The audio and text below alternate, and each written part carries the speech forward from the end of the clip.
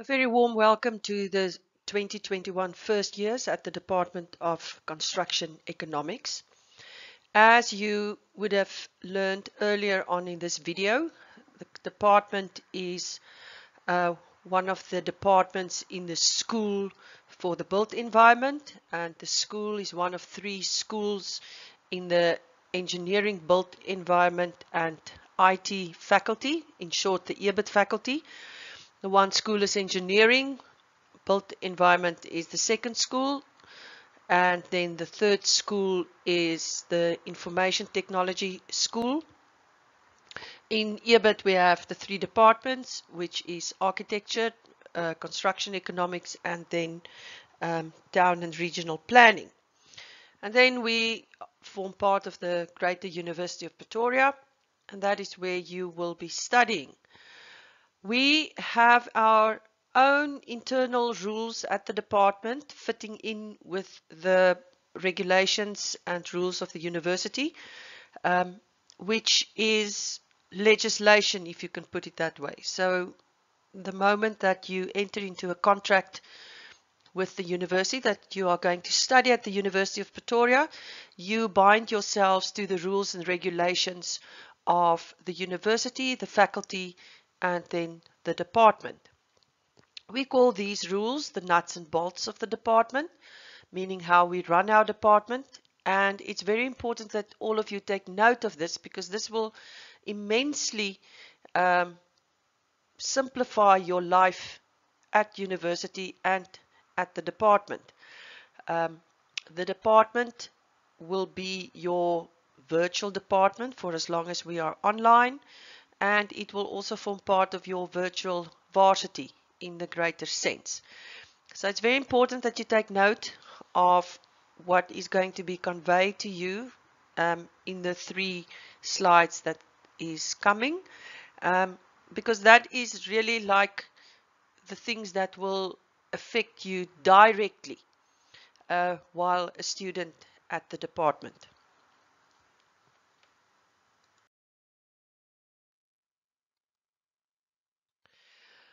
The first and most important aspect that you need to take note of is ClickUp, your virtual varsity and your virtual department.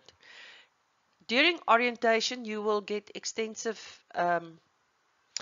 training on how ClickUp works.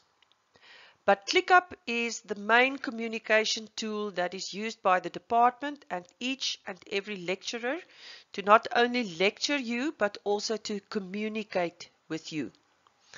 Under normal circumstances, you would have been in class on campus, you would have sit with friends and they would have reminded you of things, and they would have said to you, did you know this, did you know that, have you seen the announcement? But that can't happen under the current circumstances. So it's important that you access ClickUp every day as regular as possible, because ClickUp is your method of communication from the lecturers and the department. If test schedules needs to be communicated, if your timetable needs to be communicated, if some or other change is communicated, all of that will happen on ClickUp. ClickUp stores records of communications. It stores records of what has been sent out. So in that way, the department is covered to say, but we did notify the students. Also, if an announcement is sent out, it will be emailed, but also it will be on the ClickUp module itself. So if you at that specific moment do not have a connectivity or data or something, you won't miss the messages on ClickUp. It will still be there. It is your responsibility to go check ClickUp regularly and see whether there are announcements on the page. So ClickUp is your most important method of receiving communication from the department, from the lecturers, and then obviously it's the method where you receive your lectures, and until further notice it will also be the platform on which you will write your tests, where you will submit assignments, and where you also will write your examination. So ClickUp is crucial for communication. Secondly, your modules that you have registered for will be on ClickUp. Those modules are opened by the individual lecturers and then populated. So if you have registered and you don't see your modules yet, don't worry about that. The modules will be open in time for the lectures to start. So each individual module or subject that you are registered for will have a ClickUp module, and it will be populated by that specific lecturer.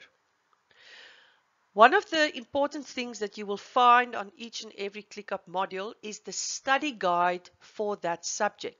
So for example, Quantities 101, HVH 101, you will find a study guide for HVH 101. You will find a study guide for EWS 110. BWT, you will find for each module, there will be a study guide. Why is your study guide important? You will find the information regarding your lecturer in your study guide. So if you open up your study guide, you will see there's a lecturer. You will see the contact particulars of the lecturer, so you know who to contact regarding your subject. So study guides are very important regarding that type of info. Your study guide will also show you how many tests are going to be written, how the test is calculated, how your semester mark is put together, how your exam mark is put together, and it will show you the content of each and every subject. So ClickUp is in terms of keeping tabs and keeping up to date with what is happening in your subject and in the department, your main form of communication. So I would suggest that you take the training on ClickUp to heart so that you know exactly how to operate the learning platform. Also regarding ClickUp, ClickUp is the University of Pretoria's nickname for the learning platform called Blackboard. It is a quite astounding piece of computerism, whatever you would call it. With ClickUp, we can see how many times you have accessed ClickUp, each and every individual student. We can see if you have attended online classes. We can see how long you have attended the class. We can see when last you were on ClickUp. We can see when last you were on an individual module. So ClickUp is an attendance record that you don't even know of. So be very careful that you claim, but you didn't know this and you didn't know that and the one and the other, and then we go into your ClickUp record and we see, but you weren't on ClickUp for the last 2 weeks, or you didn't access the lecture material, or there's no record of you attending any of the online lectures. ClickUp is very handy in that sense, and it's very powerful. So be sure that you are a responsible student regarding ClickUp, because we can actually follow your virtual footprint even better than if you were physically in the class. So understand that despite the fact that you are not in class, we can actually monitor you. ClickUp takes up to online teaching. What is the arrangements in the department regarding online teaching? All lectures will be online until further notice, meaning that there will be no contact lectures in the Department of Construction Economics until further notice. Until further notice means if we are on any level from 3 to 5, no contact lectures. If we change from level 3 to either level 2 or 1, there might be a change in online lecturing to some hybrid teaching where there's some online, some contact sessions, but that will be communicated to you. For now, all lectures will be online. All lectures will be done via the Collaborate tool on ClickUp. All lectures are recorded. So if you have a connectivity problem or a data problem, you do not miss a class. You will be able to listen to the class later on. The wonderful thing about online teaching is that you can re-listen to all your lectures. If you do not understand something, you can literally pause it, rewind it, re-listen to it until you understand it. But the security you should have is that should you have a problem with listening to the lecture while it is being presented, you do not miss something. All of it is recorded, all of it is stored on ClickUp, and you will be able to listen to it later. Our lectures, online lectures, is a combination of live lectures on the Collaborate tool, and then also voice over PowerPoints in the form of YouTube videos that is loaded on ClickUp. The reason it's a YouTube video is then it uses less data. The Collaborate sessions is without video, also to help to save data. So you won't see the face of the lecturer, you will see share screens and the content you will see, but you will not see the lecturer, and the only reason that we do that is so that we save data. The other important thing to know is that we will, and I will deal with timetables a little bit later, but you will have a timetable for your online lectures as if you were in class. Also, despite the fact that we are online, there will be tutors to help you with things that you don't understand.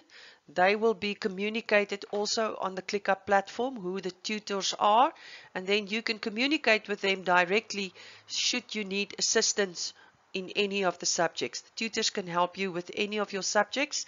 They are usually honor students that assist undergrad students with problems that they have.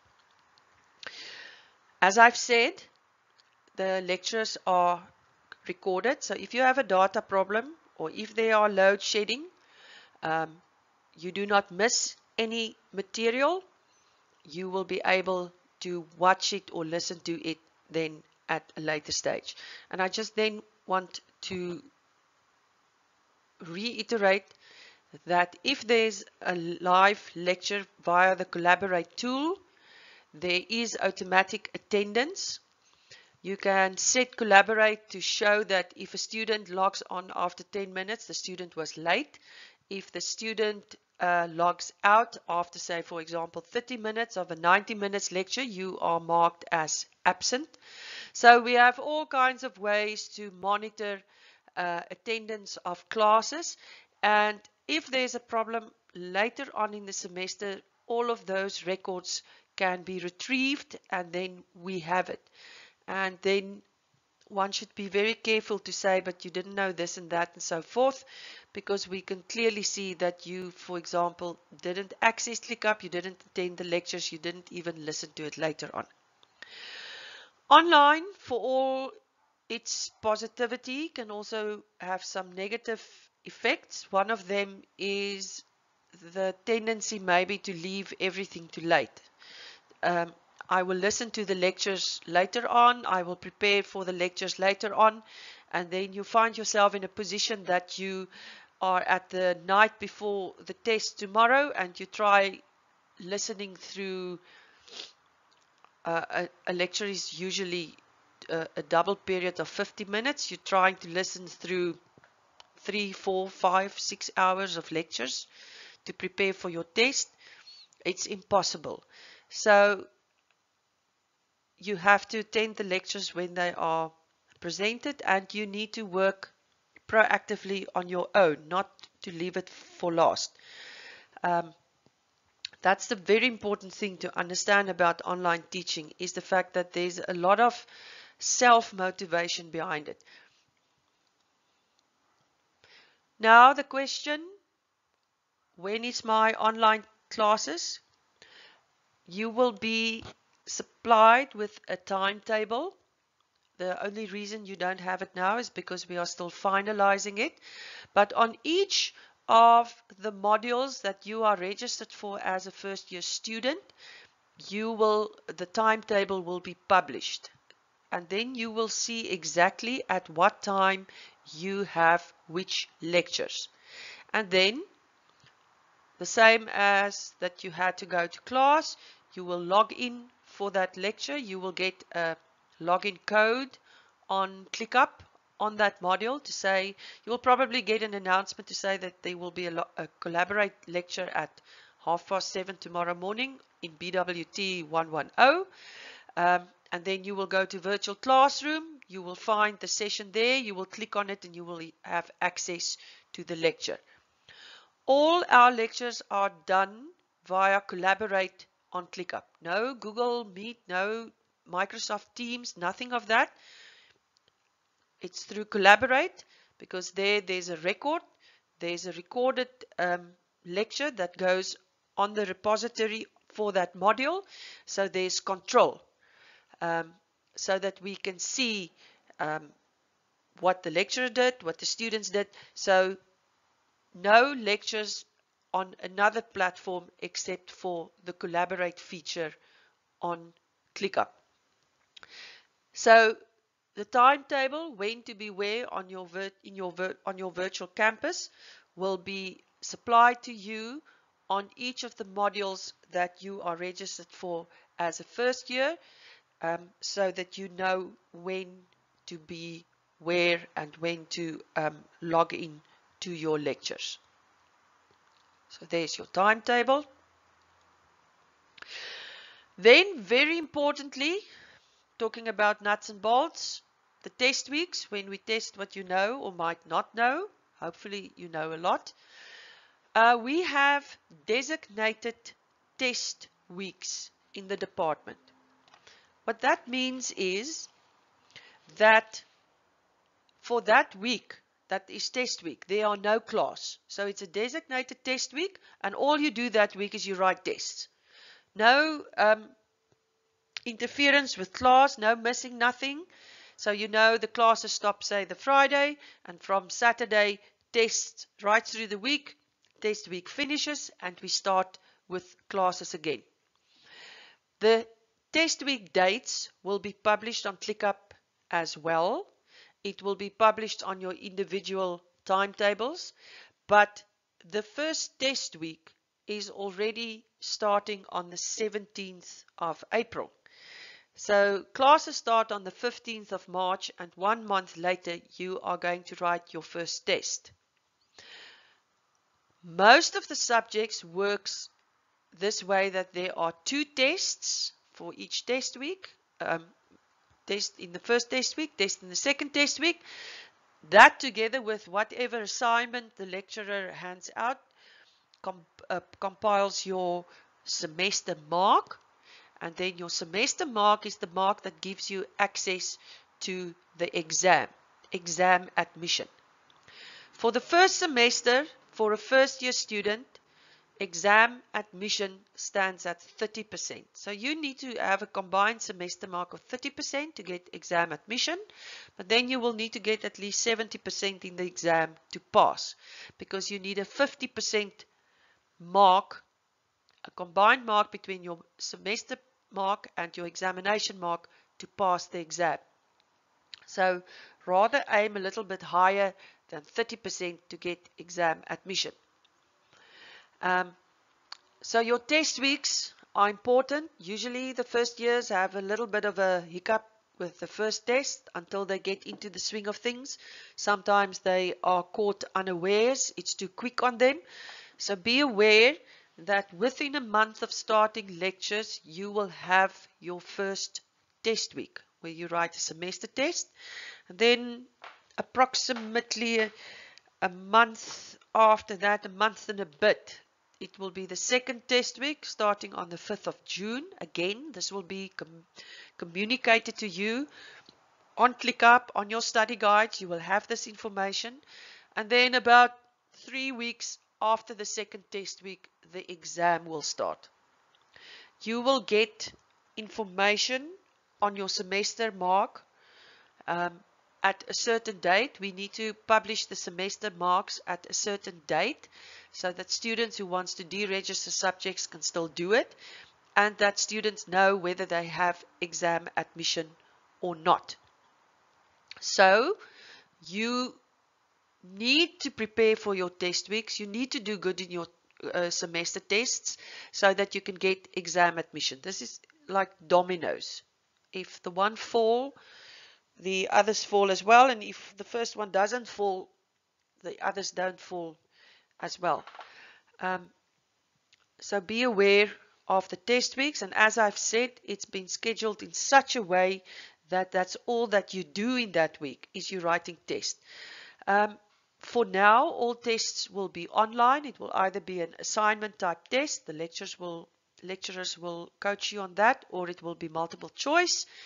Again, make sure that you know how ClickUp works. The better you know ClickUp, the easier and the less anxiety you will have on the day that you write the test, because you will know where to go to find your paper, how to complete it, and very importantly, how to submit the paper. So that is what I want to say about test weeks. Then, very importantly, one of the fallouts of test week and exam is people not able to write the test or the exam, because as I've put it there, the body does not have any connectivity. Forget the data and the internet and load shedding. You yourself doesn't have any connectivity. You're sick. What happens now? You miss the test because you are sick. You are really not feeling well. If you miss a test due to illness, you need to submit a sick note to your lecturer. The rule in the department is that you have to submit that sick note to your lecturer within 3 days of when you would have written the test. So if you had the test on Monday, you need to have your sick note with your lecturer at the latest Thursday. How do you know where to send it? Your lecturer's name and your lecturer's email address will be in the study guide, so you will know to send a scanned copy of your sick note to your lecturer. Unfortunately, WhatsApps, things like that, is not a proper record, so you will have to send a scanned copy of your sick note to your lecturer. Also, the sick note cannot be post-dated or pre-dated. The sick note must indicate that you were sick on that day that you wrote the test. Not 2 days before it or 6 days after that. It must clearly state that you were that day of the test indisposed and could not write the test. So for semester tests, your sick notes are submitted to your lecturer. But very importantly, if you are absent from an exam due to illness, that sick note has to go to faculty. But that is something that you can worry about later on in the semester. But just remember that if you are indisposed from writing a test, even if it's an online test, you still need to submit a sick note. Closer to test week, we will deal with things like load shedding, data interruptions, connectivity and things like that, how you deal with that. We will deal with that closer to the test week when everybody is settled. But for now, understand how sick notes work, because that is quite important. If you cannot submit a sick note for missing a test, you will not get a mark for that test, and then your semester mark will be poor and you will get either exam admission but with a very low mark, or you won't get exam admission at all. So take note of how sick notes work.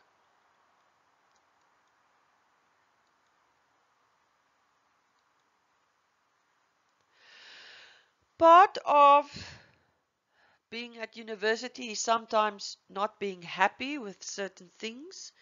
and then you want to report it to somebody, or you want to complain, or you want to do something about it. We have a very firm line of reporting at the department. All the departments actually have it, so that things follow a certain sequence.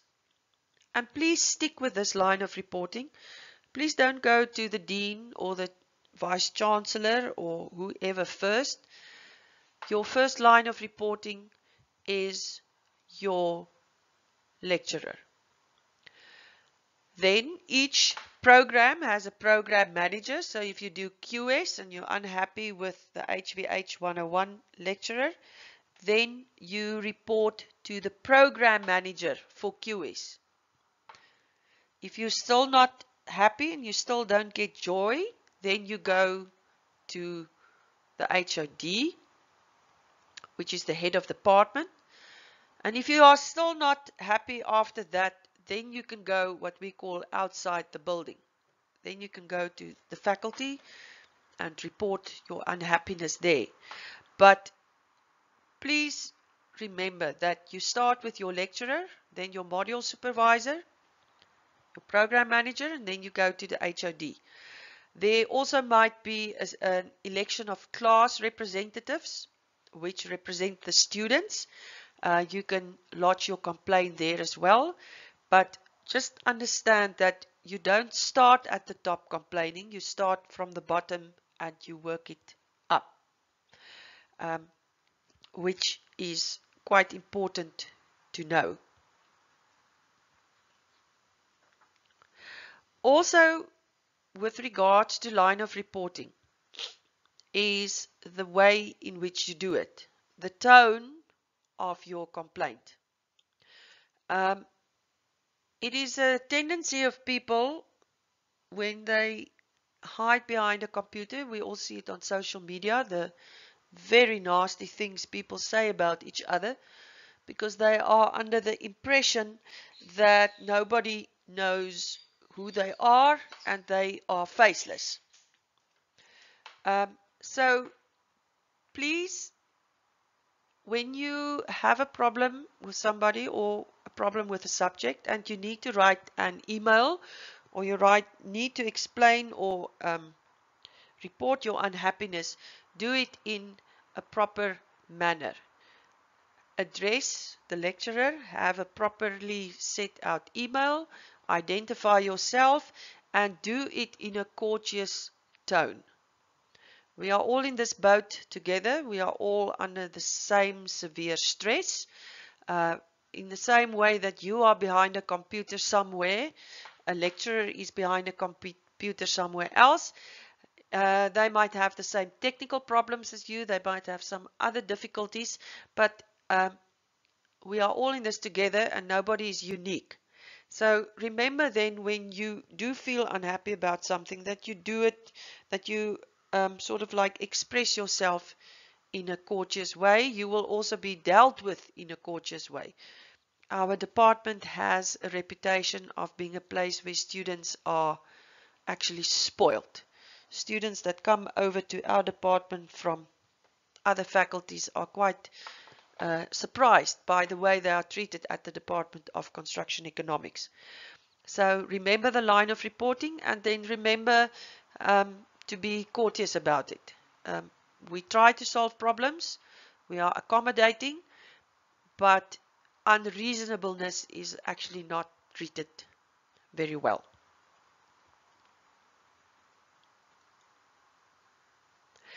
And then last but not least, some tidbits that you need to remember that will make your academic career fairly easy at the department. These things are neither here nor there, and it might be a little bit early to tell them to you. It sounds like threats or scaring you. It's not necessary to be scared.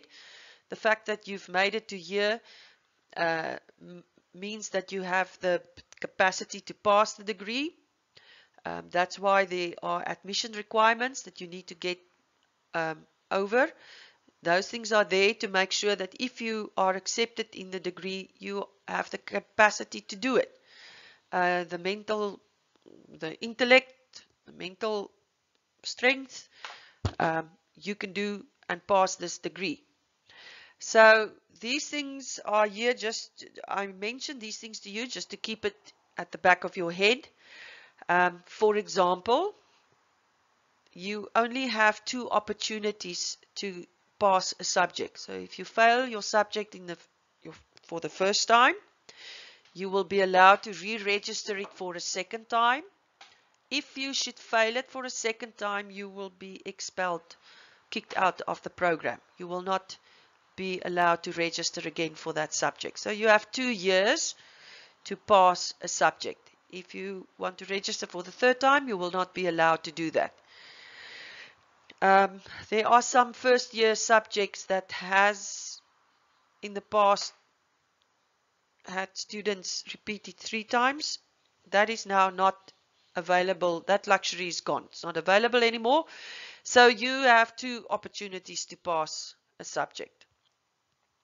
Keep that in mind. Then the other important thing that you need to keep in mind, if you talk about bursaries and NSFAS and your parents and things like that, is you won't be allowed in terms of regulations to have a first year and a third year subject in the same year. You need to clean out the lowest year first. So if you have failed that first year subject now twice, and you are now a third year student, and you want to register for that first year subject together with your third year subjects, you are going to get a very nice letter from the faculty to tell you that you need to complete the first year subject first before you can carry on with your third year subjects. That will probably cost you an extra year at the university, and that will probably have your bursary being withdrawn and NSFAS not funding you anymore. So when you decide how you are going to approach your academic career, do know that you won't be allowed to have a first year and a third year subject in the same year. You are allowed to have a first year and a second year subject, and a second year and a third year subject, but not first year and third year. Another little tidbit that you might remember is the fact that for undergrad, there are chancellor's exams at the end of your third year. If you short one subject for which you had at exam admission, you can apply for a chancellor's exam where you write that exam and then you can graduate. You don't need to come back for that subject. Also, for first, second, and third year subjects, you do have supplementary examinations. Once you have graduated and you come back for your postgraduate degree and honors degree, no supplementary exams. If you fail the exam, you fail it. You have to come back. Some things in life doesn't change. People still need to pass exams despite all kinds of weird and wonderful things going on. That's the only benchmark to test everybody fairly, the fact that there's exams. So 2 years to complete the subject, no first and third year subjects together. No supplementaries in honors, special exams for undergrad. And then something that you also might not know is the fact that there are a special needs department at the university. So if you are somebody that has to apply to have extra time to write your tests or your exams, you might be dyslexic, or you might have a writing problem. You might need to do your exams orally with somebody else writing it down. There's a very specific department at the university. You will find them on the website where you have to you have to notify them of your condition. They would want to get proof of your condition, and then they inform us that you are a special needs student. You must also communicate with your lecturers and send them the letter to say, here's the letter from the department to say I am entitled to write 15 minutes extra or a half an hour extra. Please take that into consideration when you set up the tests. So that is something that you might not know. That is sort of like the most important things for now that you should know about the department. You are at any time welcome to contact the program managers or your lecturers if you need assistance. Unfortunately, all of this will be email based, or we can even set up collaborate sessions or virtual meetings to assist somebody. But please note that despite the fact that you are in a virtual varsity, there are people that can assist you. What the students usually do is they set up WhatsApp groups where they WhatsApp each other. It will be interesting to see how the classmates communicate with each other where they are not in the class and they cannot send around a physical list. We will need to probably address that as well. But the point I want to convey to you as new first years are that there are means to communicate with the people at the department. You are not alone in virtual reality. There will be groups, there will be assistance. It is up to you to make use of that. And there's probably 5 million people who's going to tell you this. Your success at the university depends on yourself. I know there's students with extreme challenges. I'm not talking about those challenges, but the way you attend your classes, the way you prepare, the way you try to understand the work, the way you go the extra mile for yourself is what will make you successful in your career at the university. And then obviously, guys and girls, finances for all of us is a problem. If you fail subjects, it costs you money. You will have to repay for them. You have to re-register. If you have to register for a 4th year at university, it's again that amount of money. So be clever about this. Save yourself some money. Finish this as properly and as soon as possible so that you can start your career and you can get on with what it is what you need to do in life. That is my advice to you. That I think. Ladies and gentlemen, welcome to the Department of Construction Economics. This is truly a profession with a wide range of different opportunities. The careers offered at the Department of Construction Economics through the studies in this department will include everything related to property development. This is where the process starts. The property developer, most noticeably people who study real estate, appoints the professional team, namely quantity surveyors and construction managers. All three of these disciplines could take on careers in property development, either as a development manager or project manager, even a property developer itself. The property developer will develop a property in order to sell it, or for a landlord, in which case it is a turnkey development developed for someone specifically. And lastly, a property could be developed to be kept by the property developer. Property developers sell property by utilizing the services of a broker or an estate agent. These disciplines can also be studied at the Department of Construction Economics. The developer sells the property either to a fund or a REIT. These examples will include pension funds and investment funds, as well as real estate investment trusts. Institutional investors such as these develop property or purchase property in order to generate income from the properties by renting out the space in the property.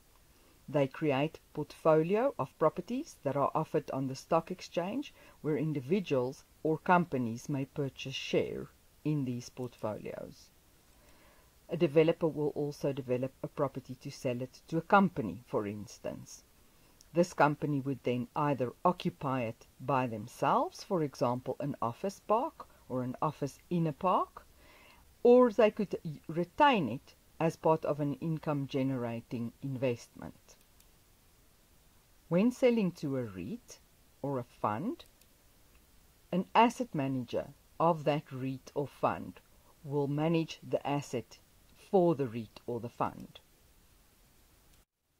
The asset manager focuses on the financial side specific to the property. A fund or a REIT will also invest in the services of an investment manager. Investment managers manage the ongoing income-generating aspects of the property portfolio by purchasing or selling assets into this portfolio.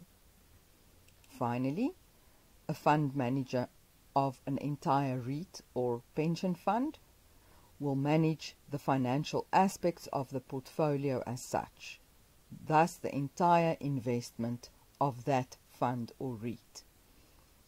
If your interests and aptitudes are financially inclined, then these are careers that might interest you.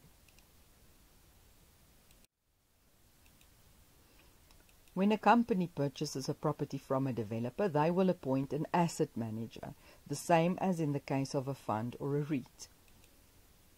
The same will happen when a landlord or a turnkey developer asks a property developer to develop a property on their behalf. When a property developer keeps a property in their portfolio, they will appoint a facilities manager. This is a person who would manage the property itself, for example, a shopping center manager. They will also appoint an investment manager, and the same for a fund manager, if they have a portfolio of income-generating properties. They will make use of the services of a broker or an agent to tenant these properties, therefore to let the space out in these buildings and thus generate income through the properties as the landlord itself. Often more than one person will own a property. In this case, the shareholders of the particular property will either instruct the developer to develop on their behalf, or they will be part of the property development team and develop the property alongside the property developer. The bank would finance the investment of this property, the financial side thereof. It could be a bank or another financial institution. Banks then have a relationship with developers and often also hold shares in properties that they've developed. Banks make use of the services of a property valuer. The property valuer has to make sure that the value of the property is of such nature that the bank is not at risk. Property developers also appoint valuers to make sure that they sell or purchase property development or land for market-related values. Brokers and estate agents make use of the services of property valuers to confirm the selling price or the tenanting leasing price of a property, and fund managers do the same. Property developers also make use of the services of a market analyst. These specialists analyze the property market in order to determine whether the property is priced correctly and whether it is in a market segment that would attract buyers. Property economists do the same to an extent. They, on their behalf, value the property in terms of economic aspects such as the supply and demand cycles of the property market and other price-related determinants. The property economists also assist the banks to make sure that the property financed by the bank is in a position to generate adequate revenue. Finally, the entire project team is appointed by the developer. This will include the architect and several different kinds of engineers: structural engineers, civil, electrical, mechanical, IT engineers, geotechnical engineers, and so forth. It also includes disciplines like town planners that will assist with getting the rights for the property development in place, and a vast array of other specialists like landscape architects, interior architects or designers, legal experts such as conveyancers and bond attorneys, and consultants like land surveyors. These are all important in render their services to property developers. The programs offered at the Department of Construction Economics thus include construction management, quantity surveying, and real estate. These are all 3-year BSc degrees and can then be supplemented by a 1-year honours degree. What is a construction manager then? It is a person involved in the process of infrastructure development, especially the construction of buildings. A quantity surveyor is a professional consultant who is responsible for the financial management of construction projects, offering financial and contractual services. Real estate includes the study of development of land and buildings, the management of buildings, including shopping centers, office parks, industrial parks, and so forth, the valuation of land and buildings, and the decision-making process regarding the finance and the investment side in land and in buildings. The construction manager could then follow any of the careers detailed here. As a construction manager, they would work for the main contractor and appoint subcontractors alongside all the other specialists detailed on the right-hand side of the slide. When working as a property developer or for a property development company, they would be employed as a development manager for the main contractor. In property management, they would work as a facilities and asset manager. And in the construction project investment side, as the project manager that manages the entire professional team, as detailed again on the right. Finally, they will appoint suppliers, specifically specialist suppliers, in order to oversee the entire construction project. A quantity surveyor could follow any of the careers detailed on the slide. A professional quantity surveyor could work for a consulting firm, for a contractor, or could even lecture at a university. As a fund manager, they would manage funds or an investment. An asset or portfolio manager would manage the assets, the portfolios, or work as a property economist. A quantity surveyor could also be a property developer, in which case they would be a developer or a development manager. And lastly, they could work for a contract manager, in which case they would employ their skills to work with legal services and dispute resolutions. When completing your studies in real estate, you could follow any of the careers displayed on this slide. In property development then, you could become a property developer or a development manager. In property management, you could become a facilities or an asset manager. On the side of marketing, you could become a real estate broker or an agent. You could become a market analyst or a property economist. And on investment side, a fund manager, an investment manager, or an asset manager. Finally, you could also become a professional property valuer. So that concludes the introduction then to our department, the way we operate in the department, as well as our various programs and the career opportunities that you could follow in each of the programs.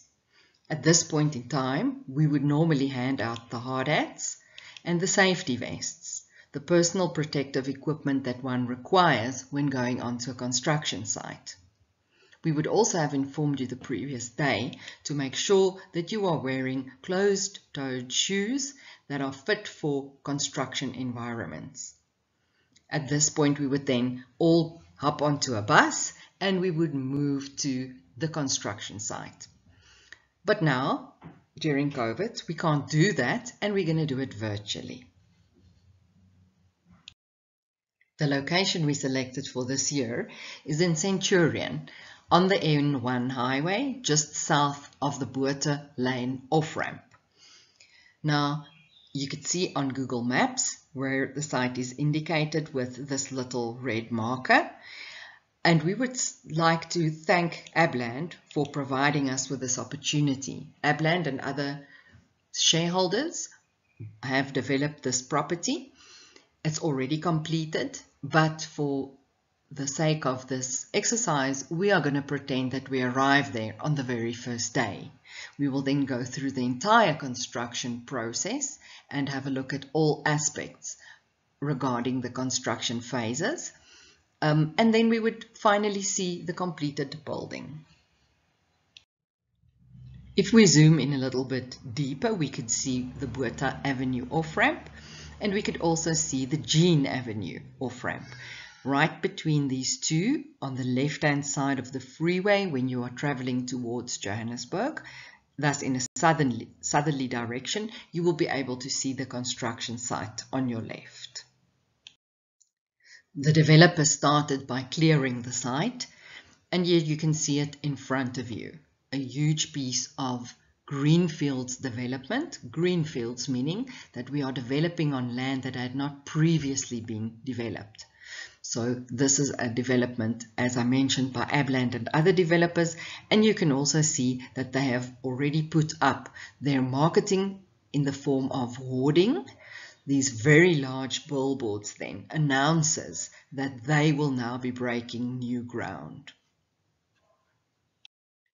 During the planning phase of the project, the professional team meets regularly and each works on their particular section of the project.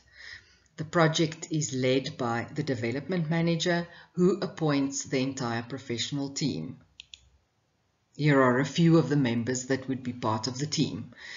The development manager would appoint an architect, a town planner, environmental consultants, the land surveyors, geotechnical engineers, legal consultants. These are the lawyers that would participate in transferring of the property and in all the other contracts that would form part of the subcontractors' agreements and so forth. The structural engineer, the electrical, mechanical engineer, the fire design consultant, and the traffic engineer. But that's not where it stops. The Green Star consultant is an important aspect these days. The landscape architect, security consultants and safety officers, interior designers, the precinct or the urban designer. In this particular case, Abland is developing a precinct, which means that it's not just the one building, it's a whole combination of buildings that form an entire precinct. There would be, in some cases, a heritage consultant if there are heritage aspects on the property. There would be acoustic engineers, art consultants, lighting consultants, the project manager who will take over from the development manager as soon as the project commences on site. There will also be a space planner who's going to do the internal designs of the buildings, and then there's many other specialists that can also participate. So prior to commencement with construction, all the planning is done, and then finally the building plans are completed. The planning stage is now completed. The building plans are approved. The feasibility study has been approved. The financing is in place. The final sign-off by shareholders has taken place, and now the main contractor can be appointed. The sod turning ceremony marks the handover of the site from the property developer to the main contractor. In the case of Barlow World, the project that we're looking at now, this took place in 2018. There you can see one of the directors handing over the site. Normally this is featured in the media extensively. The main contractor takes control of the site and commences with site establishment. Then the bulk earthworks commence. Over here you can see that the bulk earthworks are almost completed, You could see the site has been excavated and a retaining wall is visible at the back of the site. You could also see the foundations. You can see some of them have been poured and some of the others towards the right is still busy where the rebar is going in and where the concrete will still be poured.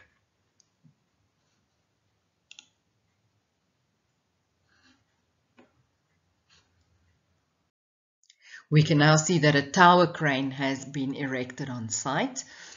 The first floor slab has been poured and a portion of the second floor slab has already been constructed. There you can see the scaffolding and you can also see that the basement level has been virtually completed. A few months later and we can see that all 4 floors have been constructed and you can see that they are commencing now with completion of the final slab, the roof structure. The overhead crane is still on site and you can see a lot of activity happening now.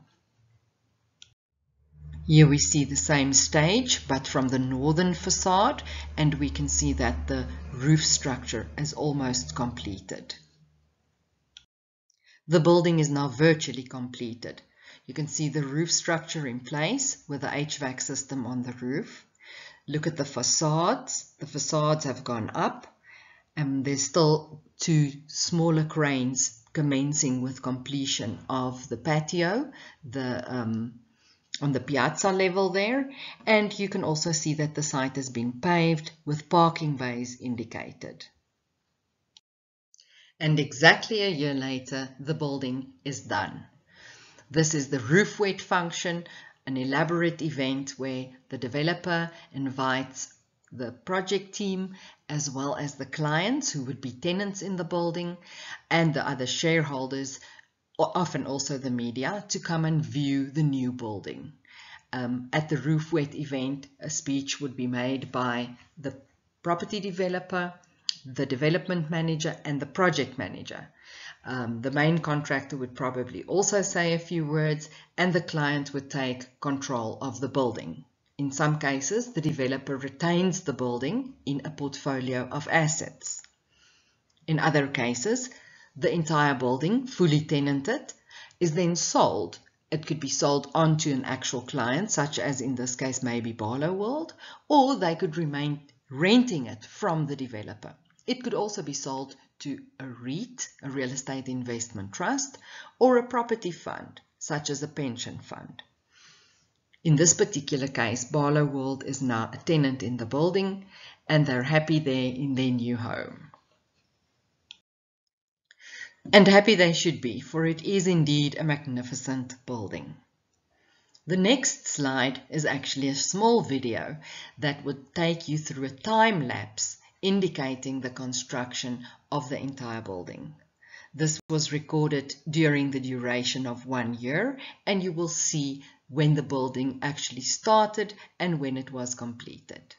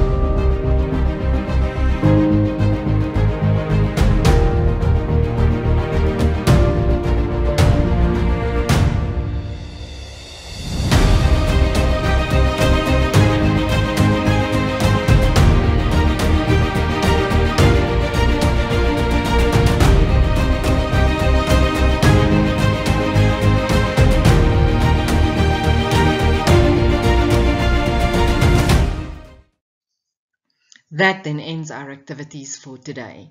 We hope you thoroughly enjoyed the introduction to our department and taking a look at what happens on a construction site. We will see you in class soon. It is a virtual class, but you'll be able to see your lecturers, and sometimes we'll ask you to turn on your cameras so that we may also be able to see you. All the best for 2021. study hard, don't play too many games, and discipline yourselves. This is your career and your future.